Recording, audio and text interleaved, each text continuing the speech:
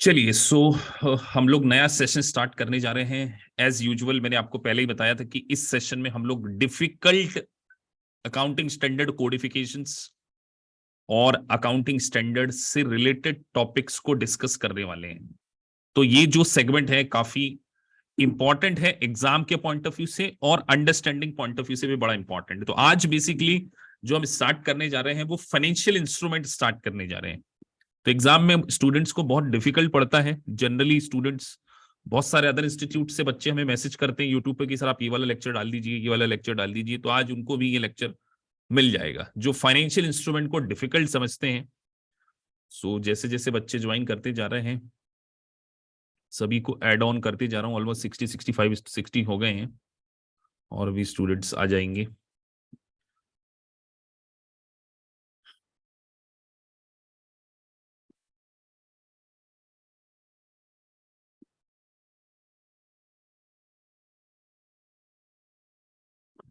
तो जो सेगमेंट हम स्टार्ट करने जा रहे हैं बेसिकली वो है फाइनेंशियल इंस्ट्रूमेंट। मतलब यहां पे आपको डेफिनेशन के साथ में, और इस लेक्चर को मैं बहुत ज्यादा स्लो पढ़ाने वाला हूं जिससे कि आपको चीजों को और बेटर तरीके से अंडरस्टैंडिंग हो सके। तो सबसे पहले एक वर्ड आ रहा है फाइनेंशियल इंस्ट्रूमेंट। आप आपकी प्रैक्टिकल लाइफ में भी बहुत सारे फाइनेंशियल इंस्ट्रूमेंट देखते होंगे। तो फाइनेंशियल इंस्ट्रूमेंट क्या है जिसमें हम जनरली जिसको हम ट्रांसफर कर सकते हैं फाइनेंशियल इंस्ट्रूमेंट, लाइक आप बॉन्ड है, इक्विटी शेयर्स हैं, बिल्स ऑफ एक्सचेंज, ये सब क्या है? फाइनेंशियल इंस्ट्रूमेंट है। तो हमने जो फाइनेंशियल इंस्ट्रूमेंट को तो अंडरस्टैंड करना ही है, लेकिन कुछ डेफिनेशन को आज हम पढ़ने जा रहे हैं। जैसे जैसे आपको डेफिनेशन समझ में आती जाएगी आपको फाइनेंशियल मार्केट्स की सारी इंपॉर्टेंट थिंग्स समझ में आ जाने वाली है। इंटरनेशनली ये वाला जो टॉपिक है हर प्रकार के सिलेबस में कवर किया जाता है, यूएससीपीए हो, सीएमए हो, आईएफआरएस हो, एसीसीए हो। हम इसको पूरा डिटेल डिस्कस करने वाले हैं, like derivatives, hedge accounting, put option, call option, सब कुछ हम इस सेगमेंट में कवर करने वाले हैं। तो इस सेगमेंट में अराउंड आपको total 3.5 hour to around 4 hours का टाइम लगेगा। तो आज, कल, नेक्स्ट सैटरडे, मतलब ये मान के चलिए 5 आवर्स के अराउंड ये सारी चीजें क्या है कवर होने वाली है। सबसे पहले एक डेफिनेशन लिखी हुई है आपके सामने, what is the meaning of financial assets और फाइनेंशियल लायबिलिटी।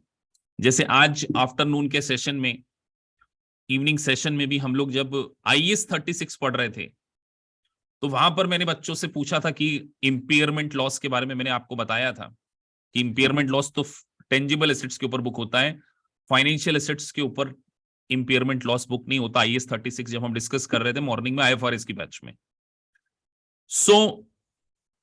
अब हम बात कर रहे हैं sir what is the definition of financial assets. तो डेफिनेशन आप देखिए, financial assets include cash, equity instrument, other preference share contract rights, cash और other financial assets from the entities जैसे अकाउंट रिसीवेबल।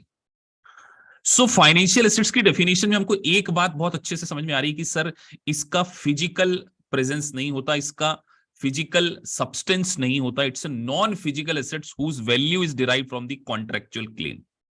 अब आप सोचिए, आपकी बुक्स में अकाउंट रिसीवेबल आ रहे हैं, आप उसको फिजिकली तो नहीं देख सकते ना।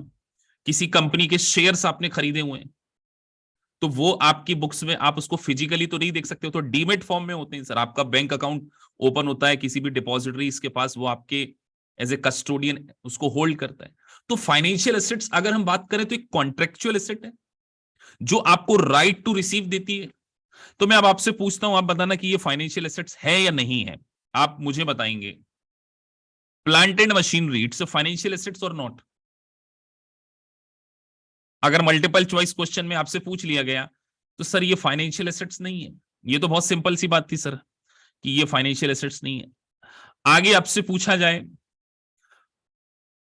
Sir prepaid expenses, prepaid expenses क्या ये फाइनेंशियल एसेट्स होगी कि नहीं होगी? तो अब आप लोगों को आंसर देना है कि क्या हमको किसी से लेना है तो ये देखा जाए तो financial contractual right to receive contractual right, किसी कॉन्ट्रैक्ट के अगेंस्ट में हमको किसी से कुछ लेना हो तो यस, हम हो सकता है हमने आपको एडवांस पेमेंट दिया हो, किसी को लोन दिया हो, वो लोन एंड एडवांसेस तो आपका फाइनेंशियल एसेट्स हो गई, लेकिन कोई एक्सपेंडिचर जिसका बेनिफिट आपको फ्यूचर में मिलने वाला है वो फाइनेंशियल एसेट्स नहीं है। सर फॉरेन करेंसी के debtors, foreign currency debtors obvious सी बात है सर, आपने अकाउंट रिसीवेबल वर्ड यूज कर लिया तो वो भी फाइनेंशियल एसेट्स की डेफिनेशन में कवर हो जाएगी। तो अगर किसी कॉन्ट्रैक्ट के थ्रू आपको कुछ लेना हो, किसी से रिसीवेबल करना हो, इंक्लूडिंग कैश, इक्विटी इंस्ट्रूमेंट, आपको किसी भी प्रकार का कोई कॉन्ट्रैक्ट के थ्रू किसी से कुछ रिसीव करना हो, that is called financial asset. Sir ये इंपॉर्टेंट इसीलिए है क्योंकि जब आप पूरा फाइनेंशियल इंस्ट्रूमेंट की अकाउंटिंग सीखेंगे तो आपको पता होना चाहिए ना कि ये फाइनेंशियल एसेट्स हैं। आपको यही नहीं पता होगा तो अकाउंटिंग कैसे करेंगे, इसलिए बेसिक्स बहुत इंपॉर्टेंट है क्लियर करना। इसी तरीके से फाइनेंशियल लायबिलिटीज भी होती है। तो सर फाइनेंशियल एसेट्स के पहले आपने एग्जांपल दिए, bond, certificate of deposit, cash, derivatives. अब बहुत सारे ऐसे स्टूडेंट होंगे, अच्छा कितने स्टूडेंट हैं जो क्लास में पहली बार ये वर्ड सुन रहे हैं डेरिवेटिव्स? हैं क्लास में से कुछ स्टूडेंट जो पहली बार डेरिवेटिव्स वर्ड सुन रहे हैं? जो पहली बार सुन रहे हैं वो जरा हाथ खड़ा कर दें, हैंड रेस कर दें कि सर यस हम पहली बार, मैं देखना चाहता हूं कैसे कितने। चलो दाऊद हैं, अतुल हैं। तो अभी आप लोगों को थोड़ा सा 15 से 20 मिनट वेट करना होगा।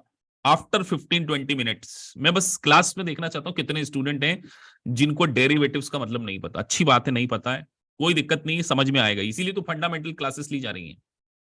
लेकिन अभी आपको यह बात तो समझ में आ गई ना सर कि फाइनेंशियल एसेट्स मतलब आपने किसी के साथ में कॉन्ट्रैक्ट कर लिया, कोई भी अमाउंट आपको रिसीव होने वाला, that is called financial assets. और नॉन फाइनेंशियल एसेट्स कौन सी हो सकती है? जैसे फिक्स्ड एसेट्स हो गई, वो आपकी क्या है? Non financial assets. लैंड है, बिल्डिंग है, प्लांट एंड मशीनरी है, फर्नीचर है।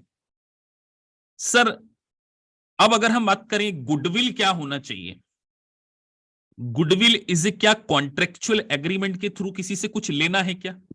अब आपको आंसर देना है। Goodwill is a financial assets और नॉन फाइनेंशियल एसेट्स मेरी इस डेफिनेशन में? सर आपने वर्ड खुद ही ने तो बोल दिया, जब किसी प्रकार का कोई कॉन्ट्रेक्चुअल एग्रीमेंट हो जिसमें हमको कुछ वैल्यू मिलने वाली हो, बस उसके अकॉर्डिंग आपको डिसीजन लेना है। आपके आंसर आपके इस डेफिनेशन में ही क्या हो जाते हैं, कवर होते हैं। तो बेसिकली फाइनेंशियल एसेट्स में certificate of deposits, bond, stock, bank deposit, derivatives, और मेरे पीछे छुपा हुआ एक है लोन एंड रिसीवेबल्स। और अगर मैंने यहाँ पे कैश मेंशन नहीं किया है तो कैश को भी आप क्या करें, लिखा हुआ कैश एंड कैश इक्विवेलेंट। अच्छा किसी को कैश और कैश इक्विवेलेंट वर्ड में प्रॉब्लम है? कैश और कैश इक्विवेलेंट का कौन एग्जांपल देगा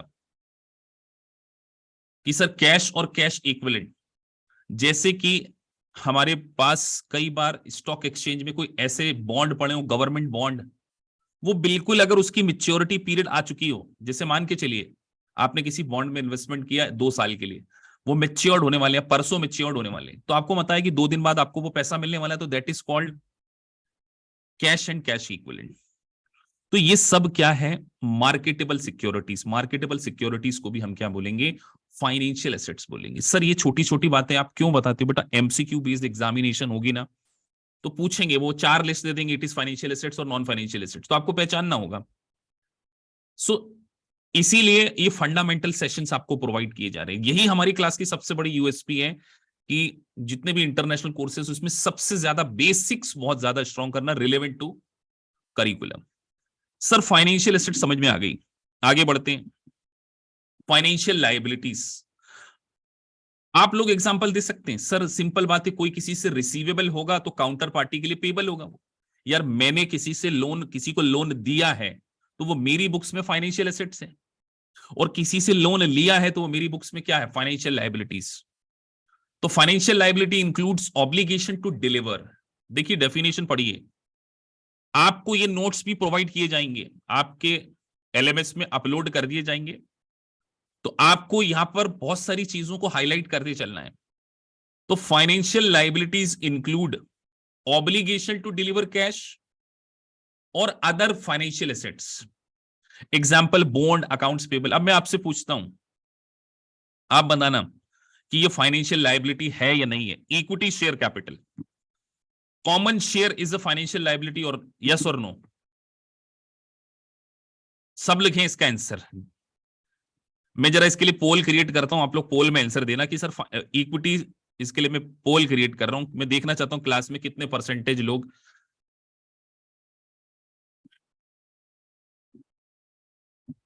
यस मतलब फाइनेंशियल लायबिलिटी ना, मैंने यस और नो करके पोल क्रिएट किया है, आप लोग आंसर देंगे। मुझे देखना है क्लास में अगर 67 स्टूडेंट हैं, लॉन्च कर दिया मैंने, कितने लोगों को लगता है कि ये फाइनेंशियल लायबिलिटी है इक्विटी शेयर? बस क्लास में परसेंटेज देखना चाह रहा हूं। अभी तक कितने स्टूडेंट आंसर दे चुके हैं? अभी तो 19-22। सोच के देना, फाइनेंशियल इंस्ट्रूमेंट डेफिनेशन भी पढ़ सकते हो आप, स्क्रीन पे पोल।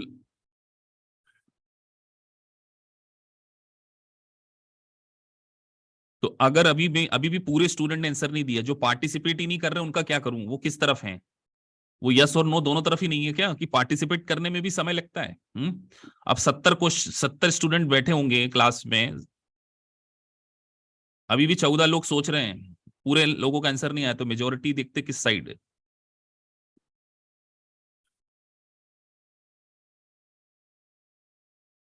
अभी भी 11 लोग समझ के परे हैं कि वो आंसर नहीं देना चाह रहे। देखो, या तो देते नहीं आ रहा होगा पोल में, यस और नो पे तो क्लिक करना है। चलिए, तो ऐसा होता ना, जब इलेक्शन होता है तो आधे लोग वोट नहीं डालते हैं, वो लोग कई बार इस चक्कर में गलत सरकार बनवा देते हैं। अभी भी 8% लोगों ने वोट नहीं डाला, 13% लोगों ने वोट नहीं डाला। देखो, अपने मत का उपयोग कीजिए कि sir equity share capital is a financial liability और नो। आपको पार्टिसिपेशन का मौका मिलेगा चैट बॉक्स में, पोल में। तो बेटा यहां पर सबसे पहले ये बताइए, क्या ये एक प्रकार का ऑब्लिगेशन है क्या, कि इक्विटी शेयर कैपिटल को पैसा वापस करना कंपलसरी है या नहीं है? तो बेटा जब उसको पैसा वापस करना कंपलसरी नहीं होता तो वो लायबिलिटी कैसे हो सकती है, फाइनेंशियल लायबिलिटी नहीं होती है।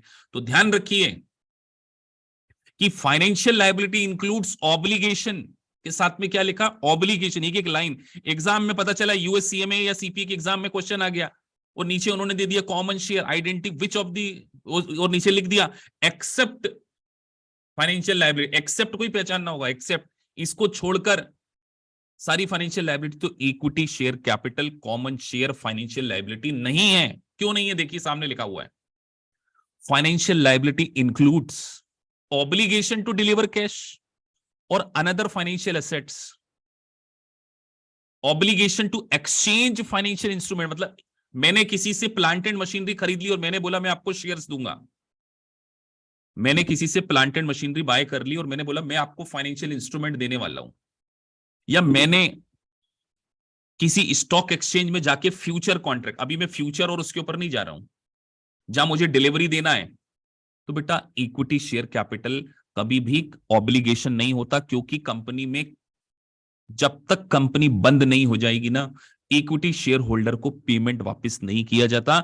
इक्विटी शेयर होल्डर के पास रेसिडुअल राइट्स होता है कि जब सबको बांटने के बाद अगर बच जाए। चलिए, डिविडेंड पेबल फाइनेंशियल लायबिलिटी है या नहीं है? Dividend payable, yes. अब कई लिख रहे नहीं है, क्यों नहीं है बेटा? वो भी फाइनेंशियल लायबिलिटी होगी ना।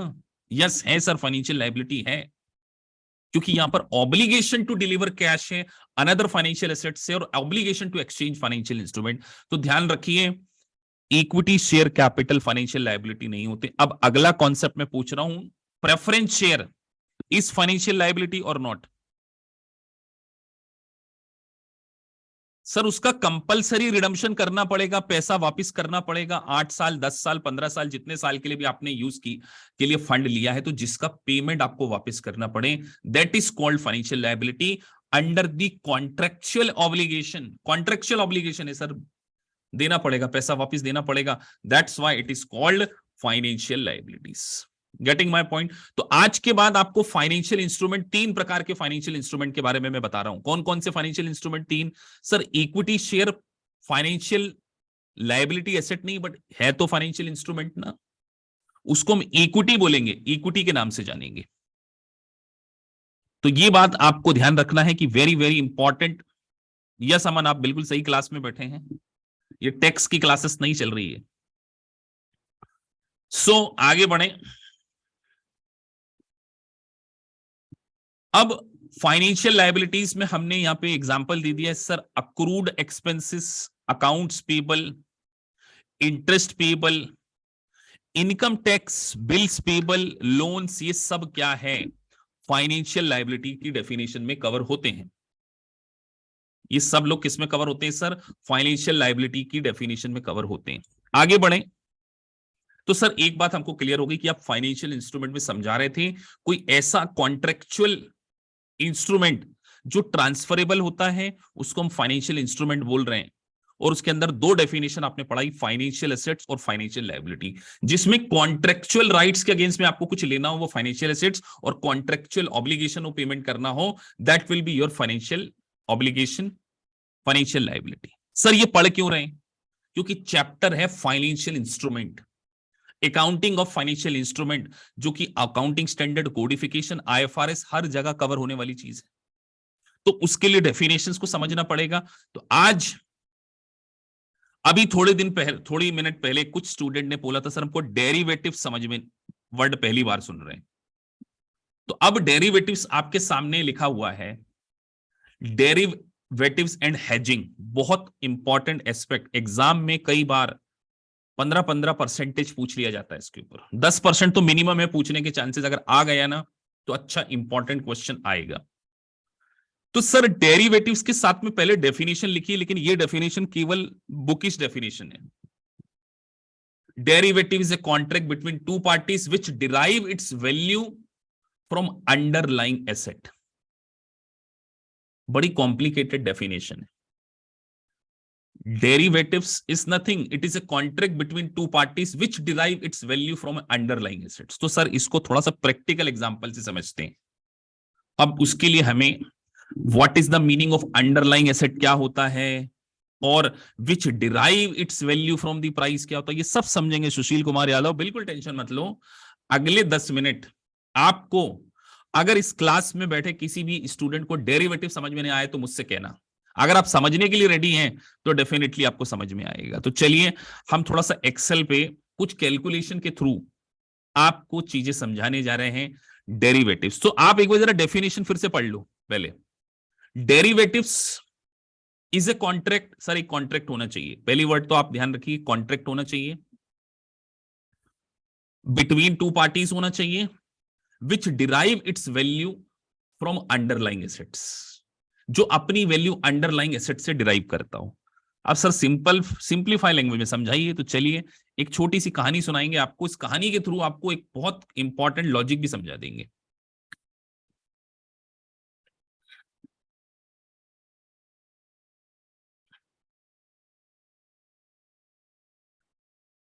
अब आप लोग पूरा फोकस करेंगे इस कॉन्सेप्ट को समझने में, क्योंकि इस कॉन्सेप्ट के थ्रू ना केवल आपको डेरिवेटिव्स बल्कि बहुत कुछ समझ में आने वाली है।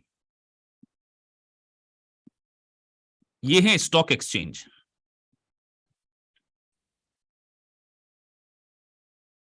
ठीक है, और इस पे ड्राइंग तो नहीं हो सकती, नहीं तो मैं एक लड़के की चित्र भी बना लेता। ये समझ लो ये मिस्टर एलेक्स है ना, ये समझ लेना समझने के लिए, मिस्टर एलेक्स इनका नाम है। मिस्टर एलेक्स हैं, ये रोज स्टॉक एक्सचेंज में स्टॉक मार्केट की न्यूज को पढ़ते रहते हैं, और इन्होंने देखा कि यार इन्फोसिस जो है, इन्फोसिस कंपनी है या टीसीएस कंपनी जो भी ले लीजिए, मतलब आईटी कंपनी है, आईटी सेक्टर में इनको बहुत अच्छा नॉलेज है, सिर्फ समझाने के लिए बता रहा हूं। इन्होंने देखा कि यार इन्फोसिस नाम की कंपनी है, उसका आज शेयर चल रहा है $1500, $1500 का चल रहा है आईएनआर में, 1500 आईएनआर का एक शेयर चल रहा है। इनको लगता है कि आज से 8 महीने बाद, क्योंकि कंपनी का प्रोस्पेक्टिव अच्छा है, यूएस में मूनलाइट इफेक्ट खत्म हो चुका है, आईटी सेक्टर बूम में जाने वाला, आज से 8 महीने बाद ये शेयर 2500 का होने वाला है। इनको ऐसा लगता है क्योंकि इनकी रिसर्च बोलती है, लेकिन 8 महीने बाद होने वाला है। और ये सोच रहे हैं कि 1000 शेयर अगर खरीद लूं तो इनटू आज 2500 रुपए देने पड़ेंगे।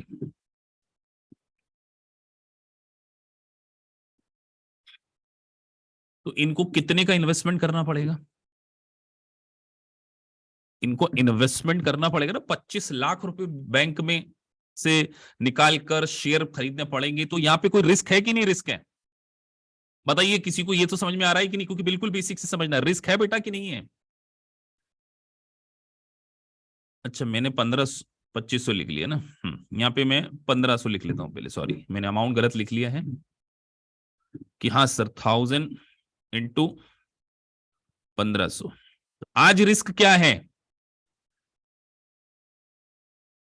सर? सबसे बड़ी रिस्क तो ये है कि ये इनका एक्सपेक्टेशन है, ये इनकी एक्सपेक्टेशन है कि ये 15 लाख का हो जाएगा। इन फ्यूचर हो सकता है ये 15 लाख का ना हो, और जेब से आज इन्वेस्टमेंट करना है।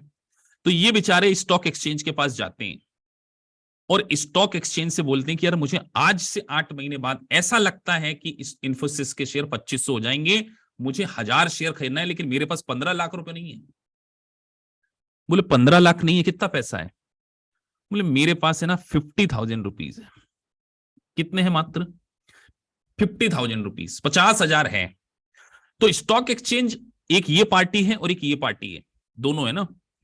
ये 1 जनवरी की बात कर रहे हैं, आपको डेरिवेटिव्स पूरा लॉजिक से समझा रहा हूं। 1 जनवरी को मिस्टर एलेक्स ने स्टॉक एक्सचेंज के साथ में एक कॉन्ट्रैक्ट किया। यहां पे बेटा कॉन्ट्रैक्ट बना लेते हैं अपन, है ना, ये बना लेते हैं, ये कॉन्ट्रैक्ट, ये स्टॉक एक्सचेंज है तो ऊपर लिख देते BSC, बॉम्बे स्टॉक एक्सचेंज। इसके साथ में मिस्टर एलेक्स ने कॉन्ट्रैक्ट कर लिया कि आज से 8 महीने बाद, मतलब 8 महीने बाद मतलब 31 अगस्त को आऊंगा। मैं अंदर लिख देता हूं 31 अगस्त, ये अंदर छोटे से अक्षर में मैंने लिख दिया। तो जो मोबाइल पे देख रहे हैं वो थोड़ा, अब देखो यहाँ पेन मत चलाओ बेटा, स्क्रीन पे, स्क्रीन से पेन मत चलाइए, अपनी भावनाओं को थोड़ा सा कंट्रोल में रखिए। देखिए पेन पे पेन चला रहे हैं मिस्टर प्रशांत जी, है ना। पेन अपने कॉपी पे चलाइए, स्क्रीन पे ना चलाइए, क्योंकि टीचर का, एक सेकेंड। सो सर हम ये पढ़ रहे थे कि स्टॉक एक्सचेंज के साथ में आपने कॉन्ट्रैक्ट किया कि 31 अगस्त को आप स्टॉक एक्सचेंज के पास आएंगे और स्टॉक एक्सचेंज को से 1000 शेयर कितने में खरीदेंगे? 1500 में, क्योंकि कॉन्ट्रैक्ट आपने आज ही कर लिया है। ध्यान देना, आपने कॉन्ट्रैक्ट किया 1 जनवरी को कि मैं आज से 8 महीने बाद आऊंगा आपके पास, क्योंकि आज कॉन्ट्रैक्ट कर रहा हूं आज से 8 साल बाद, 8 महीने बाद के लिए, कि आपसे 1000 शेयर 1500 में खरीदूंगा और आपको 15 लाख रुपए दे दूंगा। और मेरी एक्सपेक्टेशन सही हो जाएगी और मुझे पता है कि वो 25 लाख का हो जाएगा, लेकिन क्योंकि कॉन्ट्रैक्ट तो आज मुझसे आप कर चुके हो और स्टॉक एक्सचेंज ने कर लिया, बोले क्या पता 8 महीने बाद ना हो ये वैल्यू, स्टॉक एक्सचेंज का अपना सोचना है, तो कॉन्ट्रैक्ट तो हो गया। तो अब कल को आप नहीं आए तो स्टॉक एक्सचेंज आपसे क्या बोलेगा कि आप एक काम करो, एक हमको प्रीमियम दे दो। यार आज आप कॉन्ट्रैक्ट करना चाह रहे हो ना कि आज से 8 महीने बाद आओगे, 1000 शेयर खरीदोगे, 1500 रुपए में 15 लाख दोगे, कल को नहीं आए तो सिक्योरिटी के रूप में कुछ दे तो जाओ। तो आपने 50,000 रुपए दे दिए, आप खुश होके ये कॉन्ट्रैक्ट लेकर आ गए। अब आप बढ़िया मस्ती में घूम रहे हो, आराम से नया साल सेलिब्रेट कर रहे हो, और 7 जनवरी को आपने वापस से न्यूज़पेपर उठाकर देखा कि आपके इस जो शेयर उस दिन 1000 का था, 7 जनवरी को 1500 का जो था वो 1800 हो गया। आप खुश हो गए, आप बहुत खुशी में हो। आपका एक दोस्त है टॉम, उसको आपकी खुशी बर्दाश्त नहीं हुई। वो बोले यार इतने खुश क्यों हो? बोले यार मैंने ना स्टॉक एक्सचेंज के साथ में कॉन्ट्रैक्ट किया है कि आज से 8 महीने बाद आऊंगा, इन्फोसिस कंपनी के शेयर 1000 रुपीज में खरीदूंगा, 1500 रुपए में खरीदूंगा 1000 शेयर। आज वो 1800 के हो चुके हैं, आज 1800 के हो चुके हैं, और अभी तो बहुत समय बाकी है। वो 2500 क्या 3000 जाएगा, मैं तो प्रॉफिट कमाऊंगा। आपके दोस्त टॉम ने एलेक्स को बोला एक काम करोगे क्या? कितने में करा था कॉन्ट्रैक्ट? बोले 50,000 में। मेरे से 75,000 लेकर क्या ये कॉन्ट्रैक्ट मुझे देने को तैयार हो? अब आपकी जगह मैं चले जाऊंगा। आप अपने एक्सपीरियंस से बताइए, क्या एलेक्स टॉम को ये कॉन्ट्रैक्ट सेल करेगा या नहीं करेगा? क्योंकि अभी तो उसके जब से कुछ गया नहीं है, 50,000 गया, उसको 75,000 मिल रहे हैं। बताइए करेगा कि नहीं करेगा? बहुत सारे लोग बोल रहे हैं कि वो सेल कर देगा। अरे क्यों सेल करेगा बेटा? जो चीज वो 1500 में खरीदने की सोच रहा, आज उसकी कीमत 1800 चुकी, 300 का, तो उसको सीधे यहीं पर बेनिफिट हो रहा है। 300 इंटू 1000, सर 300 इंटू 1000 3 लाख होता है, वो तो 75,000 ही देना है। तो इस कॉन्ट्रैक्ट की जो वैल्यू है वो किससे डिराइव हो रही है? अरे इस कॉन्ट्रैक्ट, ये सर्टिफिकेट है ना, ये सर्टिफिकेट जो ग्रीन अक्षर में लिखा है, इसकी वैल्यू किससे, वैल्यू में चेंज आ रहा है कि नहीं आ रहा है? सर इसकी वैल्यू में चेंज आ रहा है इस इंफोसिस कंपनी की प्राइस में। तो इंफोसिस कंपनी क्या हो गई? Underlying assets. और ये कॉन्ट्रैक्ट क्या हो गया? Derivatives contract. तो अब डेफिनेशन क्या बोलती है? Derivative contracts which derive its value from the underlying asset. अब अचानक 7 जनवरी के बाद 15 जनवरी की वैल्यू और बढ़ जाए, और कोई मार के चलो इंफोसिस कंपनी बायबैक अनाउंसमेंट कर दे और उसकी वैल्यू अचानक 2000 हो जाए, तो बताइए ये सर्टिफिकेट की वैल्यू बढ़ते जाएगी कि नहीं बढ़ते जाएगी? तो हम क्या बोल रहे हैं? हम बार बार क्या बोल रहे हैं कि डेरिवेटिव्स क्या है? डेरिवेटिव एक कॉन्ट्रैक्ट है बिटवीन टू पार्टीज। हाँ सर, कौन सी दो पार्टी थी इस एग्जांपल में? सर एक स्टॉक एक्सचेंज था, एक मिस्टर एलेक्स था। Which derive its value from the underlying assets. और अंडरलाइंग एसेट्स क्या है? अंडरलाइंग एसेट्स इंफोसिस कंपनी के शेयर्स हैं। तो डेरिवेटिव्स का मतलब होता है दो पार्टी, किसी थर्ड पार्टी। आप सोचो, एक और सिंपल से एग्जांपल लेते हैं। आज आप आईपीएल मैच देख रहे हो, आपने देखा कि यार विराट कोहली का परफॉर्मेंस अब ठीक ठाक होना शुरू हो गया है।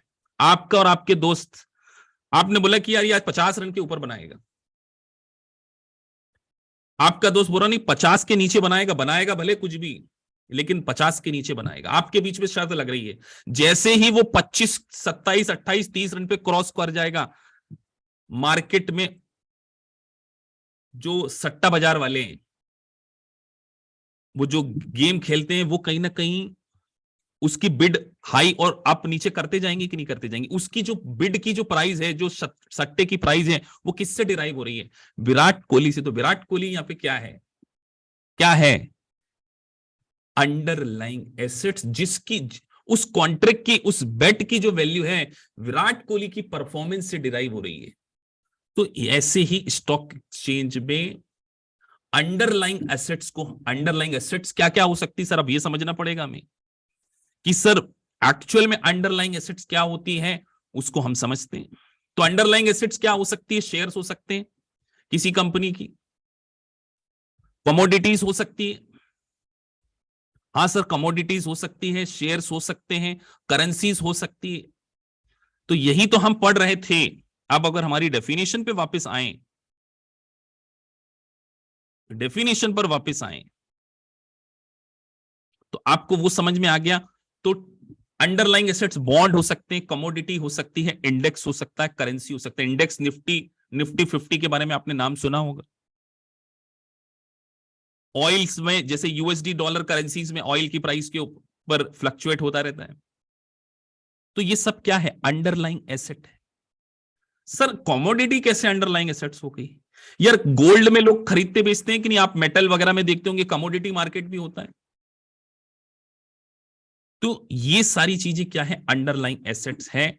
और डेरिवेटिव्स क्या है वो हमें समझना है। तो डेरिवेटिव्स के टाइप्स यहां पे दिए गए, फ्यूचर, फॉरवर्ड, ऑप्शन, स्वैप, ये सब इंस्ट्रूमेंट होते हैं। अब आपका अगला क्वेश्चन होगा, सर ये फ्यूचर फॉरवर्ड तो ठीक है, ये ऑप्शन क्या होता है? तो बस आज का पूरा लेक्चर जो भी है वो डिपेंड है पूरा ऑप्शन पे, और एग्जाम में इसके ऊपर क्वेश्चन अच्छे खासे आते हैं। ऑप्शन को ही अब हम समझेंगे। अभी आप नाम देख लीजिए बस, sir future, forward, option, swap और डेरिवेटिव। तो आज के इस पूरे लेक्चर में हम ऑप्शन को समझेंगे। और आप लोगों का पार्टिसिपेशन। देखते हैं कि आप लोग लॉजिकली सोच पाते हैं कि नहीं सोच पाते हैं।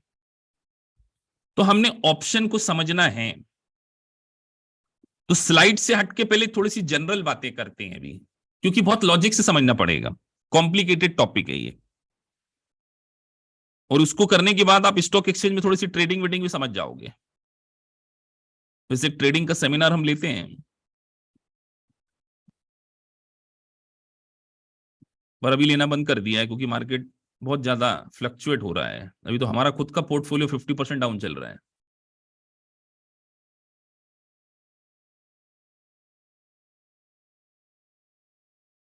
सो चलिए, अभी चैट नहीं पढ़ पा रहा हूं, चैट जब डाउट्स वगैरह लेंगे तब डिस्कस करेंगे। अभी हम ऑप्शन को समझ रहे हैं। ऑप्शन में बेसिकली दो पार्टी होती है, एक होता है होल्डर और एक होता है राइटर। और पूरा फोकस अभी हमारा होल्डर के ऊपर है, होल्डर के ऊपर। इसको हम एक और नाम से जानते हैं, बायर ऑफ ऑप्शन। किसके नाम से जानते हैं सर? Buyer of option. दोनों नाम एक साथ देख लो बेटा, नहीं तो इसी में जब एमसीक्यू करने जाओगे या क्वेश्चन करने जाओगे तो इसी में कंफ्यूजन हो जाओगे। इसलिए बड़े बड़े अक्षर में कलरफुल कर दिया। और बड़ा कर दूं बोलो तो नहीं दिख रहा हो। कई लोग मोबाइल से देखते हैं ना, कई बच्चे बोलते सर हम तो आपकी वीडियोस मोबाइल से देखते हैं, सो थोड़ा सा बड़े फॉन्ट लिख दिया करो। इसलिए मैं ना 33 40 40 में लिखता हूं, सबको दिख रहा होगा। ये देख लो वर्ड, ऑप्शन होल्डर को हम बायर ऑफ ऑप्शन बोलते हैं। और बायर ऑफ ऑप्शन के पास राइट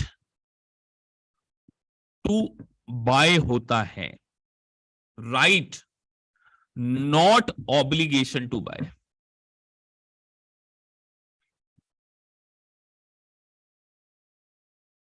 अब ये टर्मिनोलॉजी बड़ी टेक्निकल है, बहुत स्लो चलेंगे।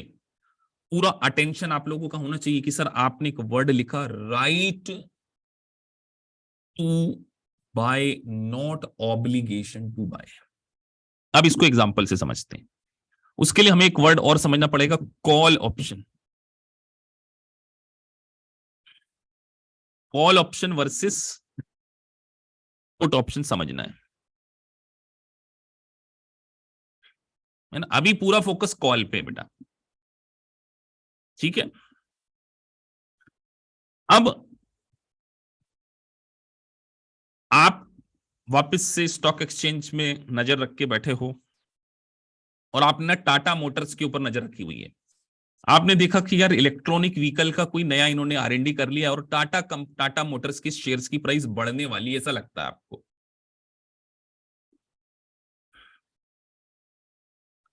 तो सबसे पहले आज जो प्राइस है, आज आपने देखा, इसको बोलते हैं करंट मार्केट प्राइस, टुडे की प्राइस, या इसको कह लो स्पॉट प्राइस। इसको क्या बोलते हैं? Spot price. अभी कॉल ऑप्शन को समझ रहे हैं हम। सर हमने जाके पेपर उठाया सुबह सुबह 1 जनवरी को, हमने देखा अच्छा टाटा कंपनी का आज स्टॉक एक्सचेंज में स्पॉट अगर कैश में खरीदना हो ना तो ये तो कैश मार्केट की प्राइस है।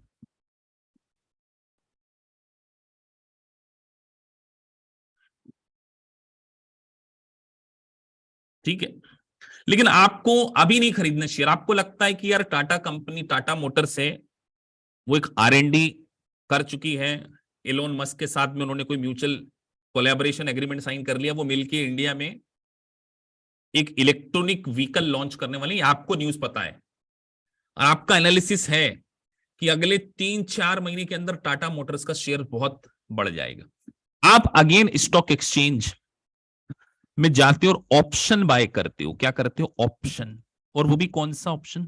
Call option.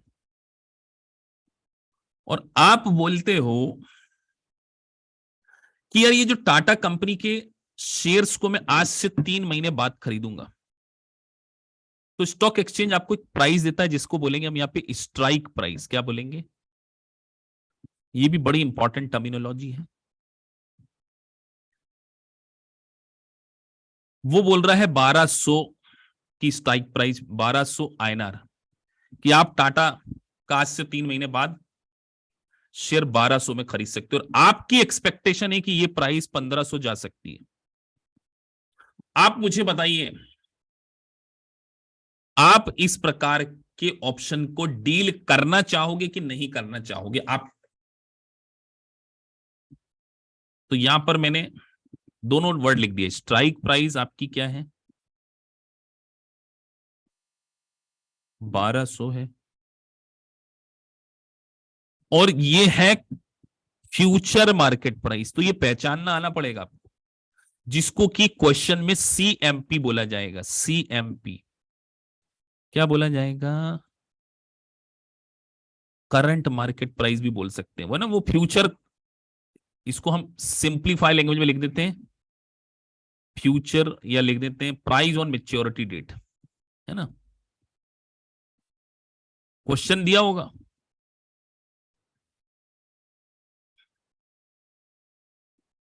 तो कितने लोगों को लगता है कि वो इस प्रकार के कॉन्ट्रैक्ट को एक्सरसाइज कर लेंगे? यस और नो? जिनको नो लगता है वो नो लिखें। इस प्रकार के कॉन्ट्रैक्ट को कहना चाहिए। इतनी सिंपल सी बात है। यहां पर सोचना है कि आप एक स्टॉक एक्सचेंज में गए, स्टॉक एक्सचेंज बोल रहा है कि भैया आप तो 1200 रुपए में 3 महीने बाद खरीद लेना हमसे।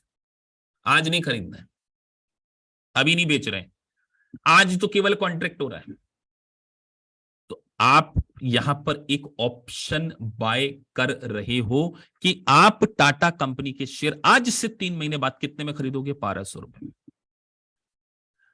आपका एक्सपेक्टेशन है कि वो 1500 हो जाएगा। अगर एक्चुअल में 1500 हो गया तो आपको वो शेयर कितने में मिल जाएगा? 1200 में। और आप स्टॉक एक्सचेंज से 300 का क्या ले लोगे? पे ऑफ ले लोगे, क्योंकि आपके पास राइट था तो आपने पे ऑफ ले लिया। लेकिन उल्टा हो जाता, आप तो बिल्कुल नशे में बैठे थे, आपने बिल्कुल रात को पैग लगाया हुआ था और आपने बोला था कि यार आज तो टाटा कंपनी आज से 3 महीने बाद 1500 जाएगी, वो तो 1200 में मिल रहे हैं। और पता चला टाटा कंपनी तो उल्टा 950 हो गई। अब आप मुझे बताइए, आपको स्टॉक एक्सचेंज को कितना देना पड़ेगा? आपकी स्टॉक प्राइस 1200 थी, कितना देना पड़ेगा? इस बात का आंसर लिख के देंगे सभी लोग। बस यही बात का आंसर जो लिख के देंगे वो समझ गए हैं कि सर कुछ हिंट देना चाह रहे थे यहाँ पे। आपने क्या बोला सर कि फ्यूचर में प्राइस कितनी हो सकती है? 950 हो गई तो क्या होगा? कितना पैसा स्टॉक एक्सचेंज को देना पड़ेगा आपने? आप तो 1200 में डील करके आ गए थे। बस कितने लोग 250 दे रहे हैं मैं देखना चाहता हूं। कुछ तो 1200 दे रहे हैं, कुछ लोग 250 दे रहे हैं। बस मैं 250 वालों को आइडेंटिफाई कर रहा हूं। कुछ तो भगवान कसम 1500 लिख रहे हैं। अभी प्रीमियम प्रीमियम तो मैंने दिया ही नहीं है। तो बस इस वर्ड को हाईलाइट कर लीजिए कि कॉल ऑप्शन में बाय का राइट होता है बट ऑब्लिगेशन नहीं होता। तो सर यहां पर हम इस प्रकार का कॉन्ट्रैक्ट क्या कर देंगे? लैप्स कर देंगे। क्यों लैप्स कर देंगे सर? क्योंकि हमें मालूम है कि जो चीज हमने 1200 में खरीदी आज तो वो 950 की होगी। तो हम स्टॉक एक्सचेंज को बोल देंगे भाई साहब हम तो ऑप्शन के क्या थे? होल्डर थे। हमारे पास राइट टू बाय था, ऑब्लिगेशन टू बाय तो था ही नहीं। ऑब्लिगेशन मतलब दायित्व तो हमारे ऊपर, बर्डन थोड़ी था। नहीं खरीदना, क्या कर लोगे आप? क्यों खरीदे? जो चीज 950 की हो गई वो 1200 की हो गई। तो स्टॉक एक्सचेंज इस बात की रिस्क से पहले ही आपसे क्या ले लेगा? प्रीमियम। और लेट से उसने आपसे 100 रुपए प्रीमियम ले ली, तो आपका मैक्सिमम नुकसान कितना हुआ? कितना हुआ बेटा मैक्सिमम नुकसान? जल्दी बताना सर। मैक्सिमम नुकसान क्या? वो 100 रुपए आपने प्रीमियम पे कर दिया था, वही आपका क्या है? लॉस। तो सर अभी आपने क्या बोला था शुरू से? कॉल ऑप्शन में बायर ऑफ, जो बायर ऑफ कॉल ऑप्शन उसके पास राइट होता है, ऑब्लिगेशन नहीं होता है। तो वहां पर वो अगर उसकी strike price greater than CMP जो फ्यूचर की प्राइस है, तो वो यहां पर कॉन्ट्रैक्ट को क्या कर देगा? लैप्स कर देगा। जैसे हमारे इस एग्जांपल में स्ट्राइक प्राइस थी 1200 और करंट मार्केट प्राइस हो गई थी 950। में क्यों खरीदूंगा? अरे चलो दूसरे की छोड़ो, मैं अभी आपको अपना एग्जांपल देता हूं। मान के चलो आज से 3 महीने बाद एक बंदा बोले सर मैं आपसे सीपी आज नहीं करना चाहता, मैं मार्च में करूंगा। मैंने बोला अच्छा मार्च में करोगे? सर क्या फीस लोगे? एक टेंटेटिव फिगर लिख रहे हैं ना, असली फीस नहीं कोट कर रहे, हमने 1.5 लाख रुपए डिसाइड कर लिया आज से 3 महीने बाद। अब अगर मान के चलो आपने मुझे मात्र 2000 रुपीज डिपॉजिट कर दिए, ये 2000 इंडियन रुपीज दे दिए कि सर आज से 3 महीने बाद आएंगे, जनवरी फरवरी मार्च आएंगे, आप से सीपीए करने आएंगे। आपने डील आज कर ली, 1.5 लाख रुपए में पड़ेंगे सर, 1,50,000 में पड़ेंगे। अब अगर मान के चलो उस दिन मेरी फीस 1,70,000 हो गई, पढ़ना आपने डिसाइड किया सलूजा जी से ही पढ़ना है। अब ये मत बोलना कि सर हम तो दूसरे इंस्टीट्यूट में पढ़ लेंगे। अभी यहाँ पे इस कॉन्ट्रैक्ट को समझने की आपने डिसाइड किया है कि आप मुझसे ही पढ़ोगे। तो अगर मेरी फीस 1,50, ये आपकी क्या थी, स्ट्राइक प्राइस थी, मैं फीस 170 भी ले रहा हूं तो भी मुझे आपको 150 में क्या करना पड़ेगा, पढ़ाना पड़ेगा, क्योंकि आपके पास राइट था। मैं यहां पर ऑब्लिगेटर हूं कि मुझे आपको पढ़ाना पड़ेगा। लेकिन अगर मेरी फीस मैं डाउन कर दूं तो आपका तो कॉन्ट्रैक्ट 1.5 लाख में हो चुका था, आप क्या करोगे? आप बोलोगे सर नहीं पढ़ना, 2,000 का। मैंने बोला बेटा डूब गए, एंजॉय। यहां पे क्या कर दिया आपने, कॉन्ट्रैक्ट को आपने लैप्स कर दिया। क्यों? क्योंकि अगर फ्यूचर की प्राइस, ये सीएमपी है ना, ये फ्यूचर प्राइस, स्ट्राइक प्राइस अगर फ्यूचर की प्राइस से ज्यादा हो जाए तो हम क्या करते हैं, लैप्स करते हैं। समझ में आ गया?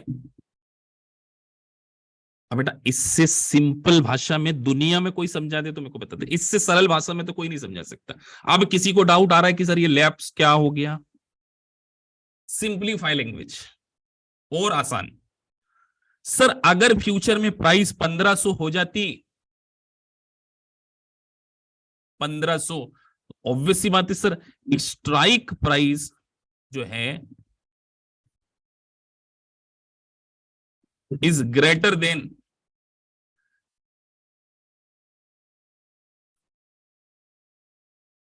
Sir strike price is CMP. इस सीएमपी क्या है, करंट मार्केट प्राइस फ्यूचर की है ना, मैंने वर्ड लिखा है सीएमपी। अभी तो हम उल्टा लिख रहे हैं। अब एक सेकेंड है ना, तो SP is, CMP is greater than, ये इसको स्ट्राइक प्राइस भी बोलते हैं और इसको एक्सरसाइज प्राइस भी बोलते हैं, दोनों ही नाम एक है ना। इसका दूसरा नाम एक्सरसाइज प्राइस भी है। सर तो यहां पर आपने कॉन्ट्रैक्ट किया था 1200 में और वो चीज 1500 की मिल रही है, तो आप अगेन 1200 में इसको बाय करके क्या करोगे, 1500 में सेल कर लोगे, तो आप रिस्क लेस प्रॉफिट 300 कमा लोगे। लेट से आपने 50 रुपए की प्रीमियम पे करी है इस कॉन्ट्रैक्ट को बुक करने के लिए, आपको 250 का क्या हो जाएगा, बेनिफिट हो जाएगा।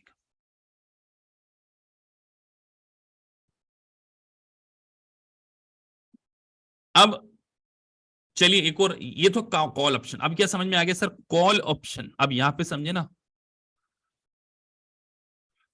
तो कॉल ऑप्शन का मतलब क्या है,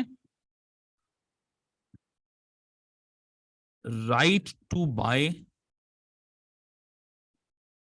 underlying assets, right to buy underlying assets, कि हम क्या करेंगे, एसेट्स को बाय करेंगे।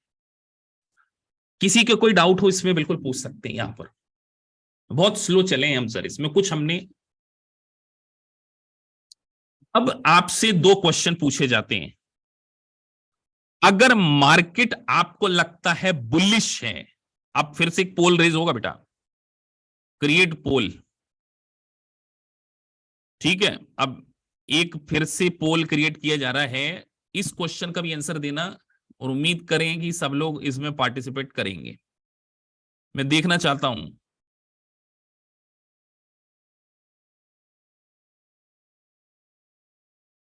अगर मार्केट बुलिश है, अच्छा कई लोगों को ये नहीं पता होगा सर बुलिश और बियरिश क्या होता है।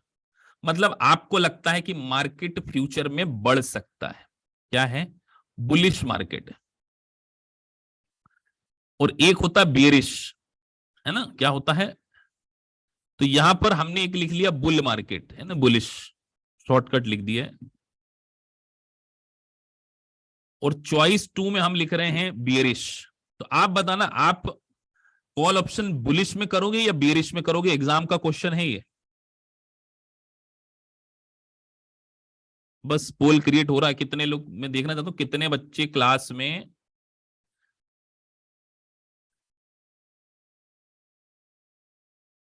लॉन्च कर दिया है, शुरू हो जाइए। कॉल ऑप्शन बुल में करेंगे या बियरिश में? मैं आइडेंटिफाई करना चाह रहा हूं क्लास में किस प्रकार के बच्चे बैठे हैं। बियरिश मतलब जब मार्केट डाउन होने वाला हो, और बुलिश मतलब जब मार्केट बढ़ने वाला हो। क्लास में बच्चे बैठे हैं ऐसे भी, अभी तो चल रही है वोटिंग, चल रही है अभी, शुरुआती रुझान तो अभी नहीं डिस्कस करेंगे, एग्जिट पोल आ गया है।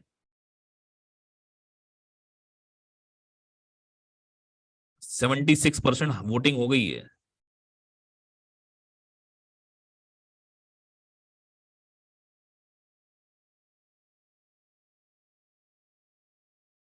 अभी भी 87% वोटिंग है। 13% लोग या तो नोटा को वोट डालने जा रहे हैं या वो अंडर 18 है। मेरे को ऐसा लग रहा है कि अभी भी क्लास में ऐसे बच्चे बैठे हैं जो वोट नहीं दे रहे हैं। कोई बात नहीं है, एंड कर देते पोल। 75% बच्चे एक तरफ हैं और एक तरफ 25% है। वो 25% बियरिस वाले अपना नाम वापस से लिखें यहाँ पे। अब नाम लिख दो बेटा, नाम मत शर्माना कि सर अब हम तो अभी भीड़ में बच गए सर। अब आपने तो सर वो वोट वोट डाल के आते तो बताना थोड़ी पड़ता कि मोदी जी को जिता रहे हैं कि अरविंद केजरीवाल को जिता रहे हैं। नहीं, कुछ राहुल गांधी वाले भी हो सकते हैं ना सर। हम्म अरे बेटा, आपने 1200 में ईपी डिसाइड की थी, एक्सरसाइज प्राइस। मार्केट बढ़ेगा तभी तो आपको फायदा होगा ना। मार्केट बुलिश है मतलब 1500 2000 जाएगा तभी तो आप कॉल ऑप्शन लोगे। सर बेरिश में क्यों लेंगे?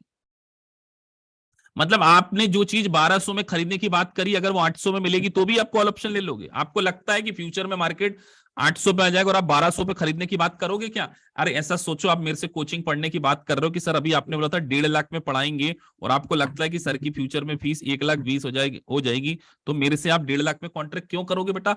बुलिश मार्केट में कॉल ऑप्शन किया जाता है, बेरिश मार्केट में कॉल ऑप्शन नहीं किया जाता। जब मार्केट बढ़ने वाला हो, आपको लगता है कि ये कंपनी का प्रोस्पेक्टिव बड़ा ब्राइट है, तो आप क्या करेंगे? बुलिश करेंगे तो बेटा कॉल ऑप्शन करेंगे। अब समझ में आ गया? स्टॉक एक्सचेंज है बेटा। अगर आपको समझ में आ गया ना स्टॉक एक्सचेंज, सही तरीके से जिंदगी लगा दो इसको। फाइनेंशियल लिटरेसी हमारे इंडिया में थोड़ी सी कम है, बस इसीलिए तो लोग जिंदगी भर नौकरी करते रह जाते हैं, 25 30 40 50 1 लाख 2 लाख रुपए महीने के लिए। लेकिन आज के इस लेक्चर से आप कुछ सीख के जा रहे हो। शेयर मार्केट का थोड़ा बहुत तो आपको समझ में आ ही रहा होगा कि सर अगर शेयर मार्केट तो नहीं समझा रहे हम आपको समझा रहे हैं फाइनेंस। अभी आपको बैलेंस शीट, रेशियो एनालिसिस ये सब समझाते हैं ना, लिक्विडिटी, सॉल्वेंसी। तो अब आपको समझ में आ गया सर। तो आज के बाद कभी भी आप कॉल ऑप्शन से रिलेटेड कॉन्सेप्चुअली लैक नहीं करेंगे। वैसे भी आपको रिकॉर्डिंग क्लासेस इसकी पूरी मिलने वाली है। तो सर कहां थे? तो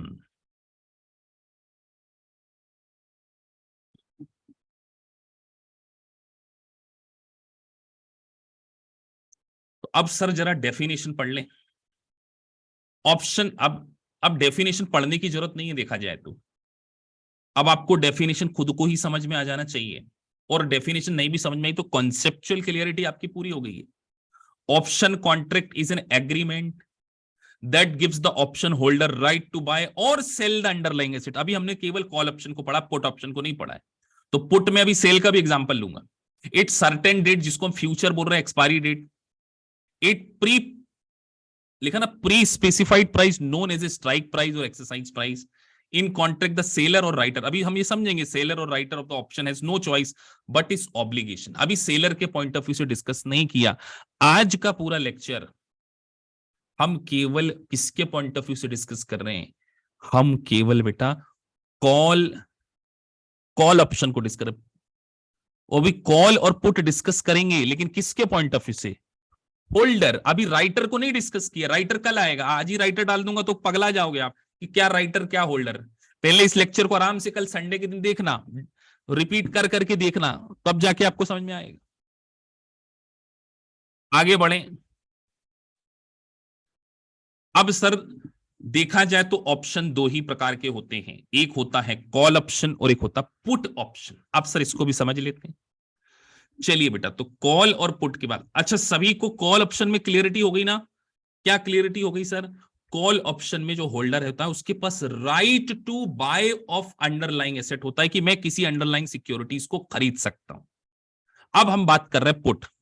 और बेटा अगर भी अभी भी किसी को नहीं समझ में आया ना तो चिंता नहीं लेने का, ये पूरी रिकॉर्डिंग है, आराम से देखना रिपीट कर करके नोट्स बनाते हुए। और इससे सरल लैंग्वेज में तो नहीं समझा सकते। अब जो कोर्स का पार्ट है वही पढ़ाना पड़ेगा। ऐसा तो नहीं कि मैं आपको जनरल एंट्री शुरू हो जाऊं, debtors account, debit to sales. चलिए तो आगे बढ़ते हैं पुट को समझाने के लिए। तो मैं बार बार बोलता हूं थोड़ा सा बीकॉम ग्रेजुएट स्टूडेंट के ऊपर ज्यादा मेहनत करनी पड़ती है और हम करने को रेडी हैं। क्योंकि अगर आपको एक बार समझ में आना शुरू हो गया और कई बार अगर क्लास में आपको नहीं भी समझ में आया, 2 बार देखो, रिपीट करो पुट ऑप्शन। तो पुट ऑप्शन में अब आप सोचो आपके पास ऑलरेडी टाटा कंपनी के शेयर हैं, ऐसा सोचो, या आप टाटा कंपनी के पुट ऑप्शन को क्या करना चाहते हो, बाय करना चाहते हो, पुट ऑप्शन को बाय करना चाहते हो। मतलब आप टाटा कंपनी के शेयर्स को बेचने का कॉन्ट्रैक्ट बाय करना चाहते हो। क्या लिखकर क्या बोल रहे हो सर? टाटा कंपनी के शेयर को बेचने का कॉन्ट्रैक्ट बाय करना चाहते हो, क्योंकि हम बात कर रहे हैं कॉल ऑप्शन। हम बात कर रहे हैं कॉल ऑप्शन। तो सर पुट ऑप्शन और कॉल ऑप्शन के बाद अब सॉरी हम बात कर रहे हैं पुट ऑप्शन ना, बेचने की बात। तो पुट ऑप्शन मतलब राइट टू सेल, कि हम फ्यूचर में सेल करना चाहते हैं। तो अब मैं आपसे पूछता हूं कि सर हमको स्टॉक एक्सचेंज एक प्राइस बताइए, स्ट्राइक प्राइस, जिसको कि आप एक्सरसाइज प्राइस भी बोल सकते हैं, ईपी। ईपी डिसाइड हुई है टाटा कंपनी के शेयर की, वही 1200। अगर फ्यूचर की प्राइस 800 हो जाए या 1400 हो जाए, ये 2 अल्टरनेटिव दिए हैं, किस में आप एक्सरसाइज करोगे, किस में आप लैप्स करोगे? अगेन एक पोल कर लेते हैं, 800 और 1400 लिख लेते हैं, क्योंकि क्लास में कितने बच्चे क्या बोल रहे हैं समझना पड़ता है। 800 या 1400 है ना, 800 और ये 1400 बेटा, ये लॉन्च हो गया, शुरू हो जाओ। 800 या 1400 आ गए, 1400 800 सब अलग अलग प्रकार के आ गए हैं। और इस बार सरकार खिचड़ी बन रही है, मतलब इस बार किसी को भी मेजोरिटी बहुमत नहीं मिलते दिख रहा है। अभी शुरुआती रुझान तो यही बता रहे हैं कि दोनों तरफ बराबर का पलड़ा है, और अब दोनों बिल्कुल नेट टू नेट हो रहा। आधे लोग तो वोट नहीं डाल रहे हैं, पर जितने वोट अभी तक डले हैं किसी भी तरफ सरकार बन सकती है। आम आदमी पार्टी या बीजेपी किसी की भी सरकार बन सकती है दिल्ली में इस बार, ऐसा लग रहा है मेरे को शुरुआती रुझान देखते हुए। लेकिन अब अचानक आम आदमी पार्टी ने बाजी मार ली है, बस 63% पे आ चुके हैं, अभी भी 20% की वोटिंग बाकी है।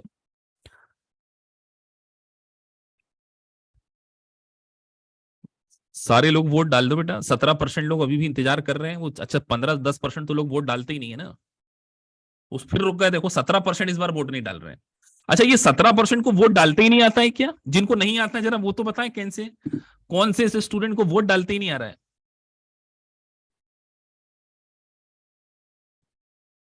क्लास में अभी भी 15% लोगों ने वोट नहीं डाला है, जरा वोट ना डालने वाले।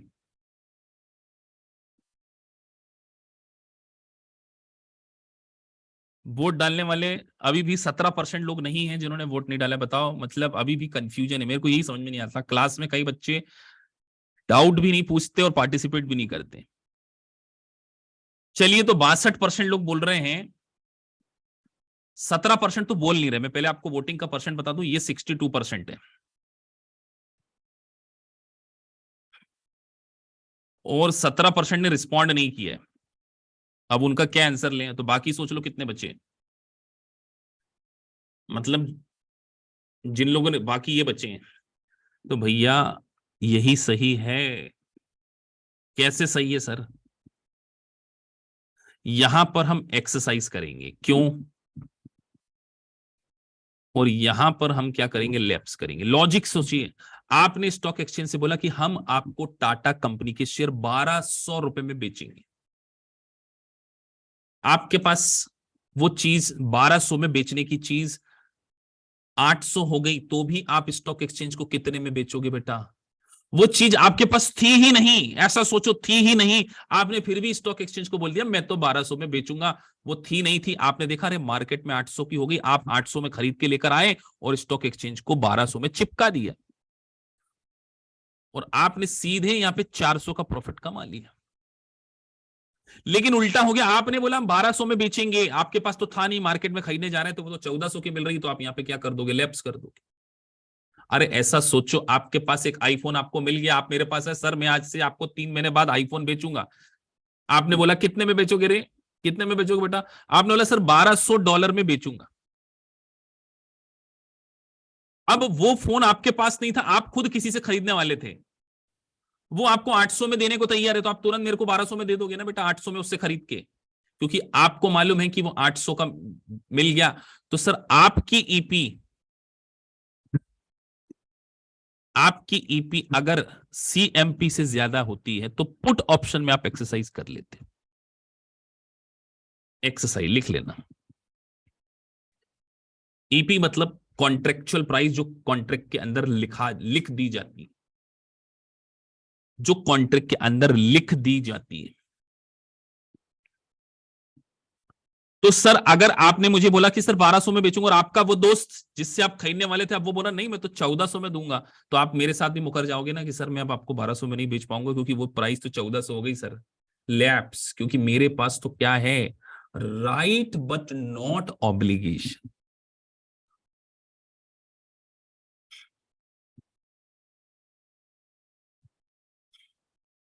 तो सर बुलिश की बियरिश, कॉल ऑप्शन के लिए कौन सा मार्केट बेटर होता है, बियरिश, और सॉरी पुट ऑप्शन के लिए कौन सा मार्केट होता है, बियरिश की बुलिश? जहां आपको लगता है मार्केट फ्यूचर में गिर जाएगा तब आपको बेनिफिट होगा। तो सर जब फ्यूचर में मार्केट अगर गिर जाएगा, आपको लगता है कि आपने तो 1200 में बेचने की बात कर दी है, वो फ्यूचर में मार्केट में 800 में मिलेगा, आप 800 में खरीद के 1200 में बेच दोगे, कि सर बार बार फोकस आप एक ही बात के ऊपर कर रहे हो, एक्सरसाइज प्राइस। तो सर यहाँ पे लिख दो ना, हम तो अच्छा रटने वाले स्टूडेंट बेटा ये लिख के फॉर्मूला लिख के चले जाओ आज, रटने वाले स्टूडेंट यहाँ पे लिख के चले जाओ।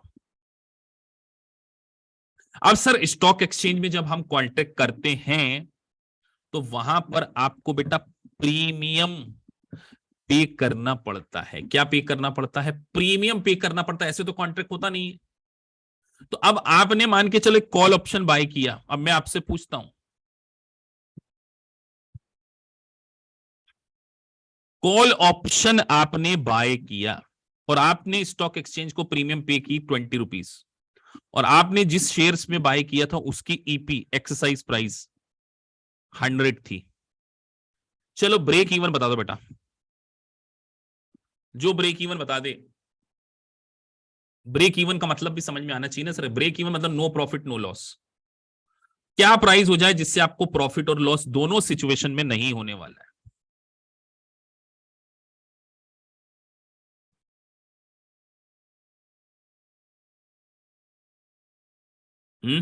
ऐसी क्या सिचुएशन होगी जिसमें आपको प्रॉफिट या लॉस नहीं होने वाला? यहां पर भी अपने वोटिंग राइट का उपयोग कीजिए। अभी कुछ लोगों ने वोट डाला है, बस मैं देख रहा हूं कितने लोग साइलेंट बैठे हैं। जितनी एनर्जी आप दिखाओगे उतनी सामने वाले की एनर्जी होती है।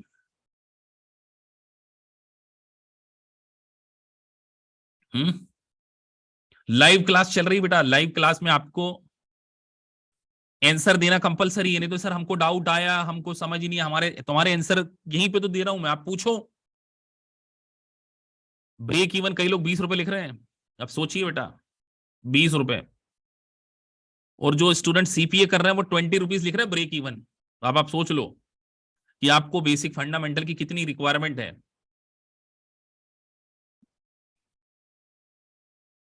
नो प्रॉफिट और नो लॉस होता है ब्रेक इवन। तो सर हमने अगर फ्यूचर में प्राइस 120 हो जाएगी, कॉल ऑप्शन है ना, तो सर हमने तो कितने में खरीदने की बात करी, ₹100 में, तो हमको तो 20 का बेनिफिट हो जाएगा, लेकिन बेटा 20 प्रीमियम भी तो पे कर दिए। तो जीरो प्रॉफिट। तो 120 वाले कौन थे?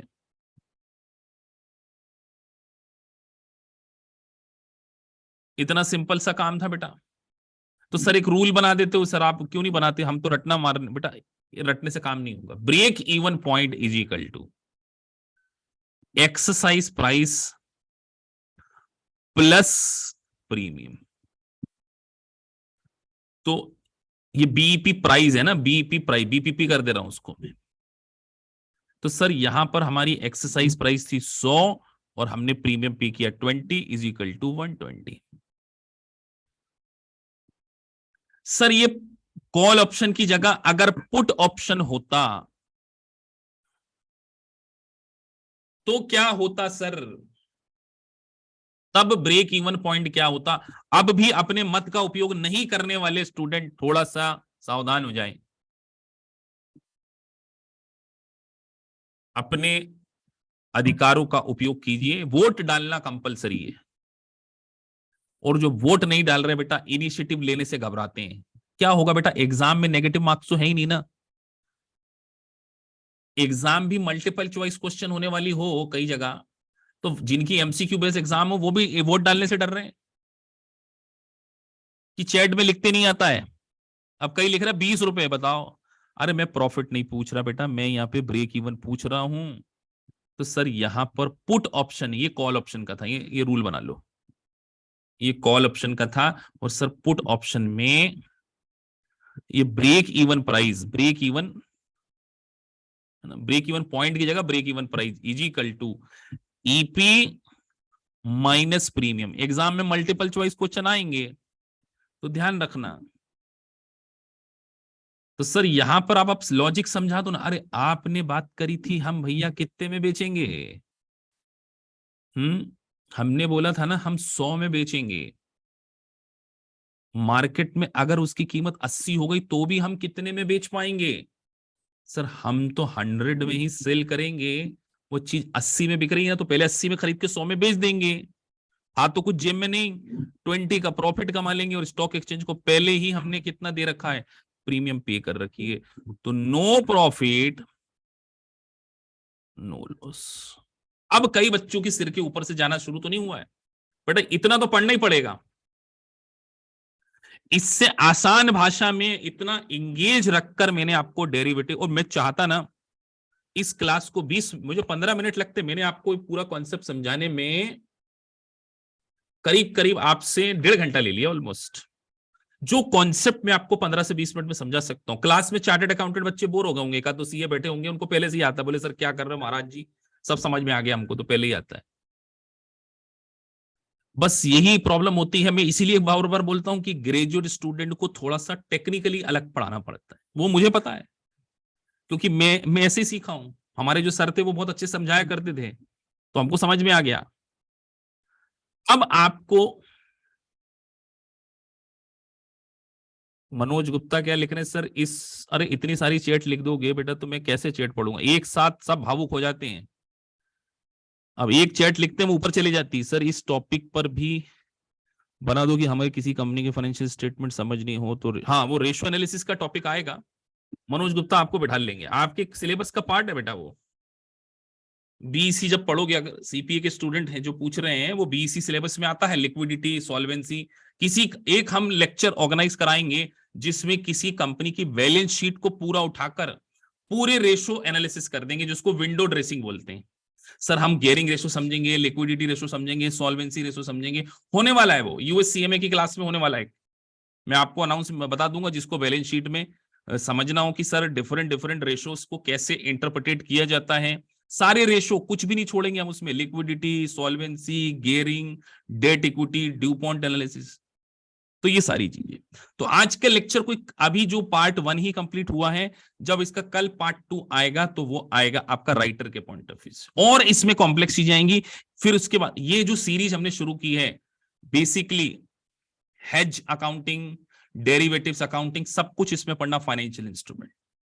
तो ये लेक्चर आज आप लोगों के लिए था। अब मेरा थोड़ा सा गला दुख रहा है, तो बाकी हम कल सेशन को कंटिन्यू करते हैं। नाइट वैसे भी हो गई है, कई बच्चे लोग आलस दिखा रहे हैं, तो तो चलिए नेक्स्ट क्लास में आपसे मिलते हैं। इसके नोट्स और ये वीडियो लेक्चर हमारे LMS में आ जाएगा, जिसमें को आप इसको दोबारा देख के रखना, आज का लेक्चर आप एक बार रिपीट करके रखना, जिससे कि आपको सारी चीजें क्लियर है। चलिए मिलते हैं आपसे बार बार।